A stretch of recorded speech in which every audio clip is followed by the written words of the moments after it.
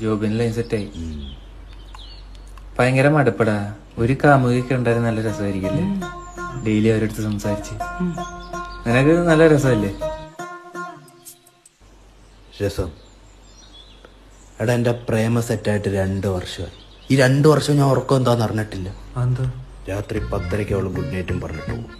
പിന്നെയും വരും 12:30 ഗുഡ് മോർണിംഗും പറഞ്ഞിട്ടുണ്ട്. ഈ ഭാര്യയൊക്കെ നിങ്ങളുണ്ട് എന്ത് പറയുന്നതിന് വേണ്ടി പറയാം. കഴിഞ്ഞ ആഴ്ച രാത്രി 2 മണിക്ക് എന്നെ വിളിച്ചിട്ട് പറയാ, അവളെ വീട്ടിലെ പൂച്ച പ്രസവിച്ച.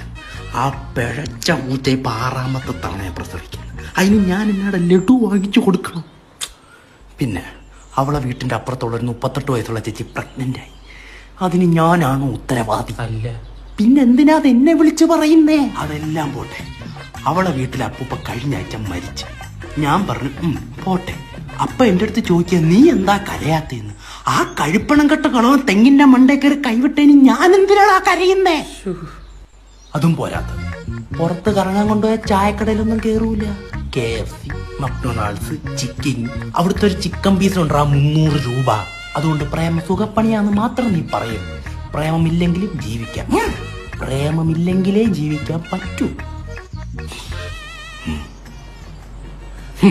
അയ്യോ, നിന്നെ ആര് പറ്റുമെന്തോ. ഹലോ, ആ കുഴി മുട്ട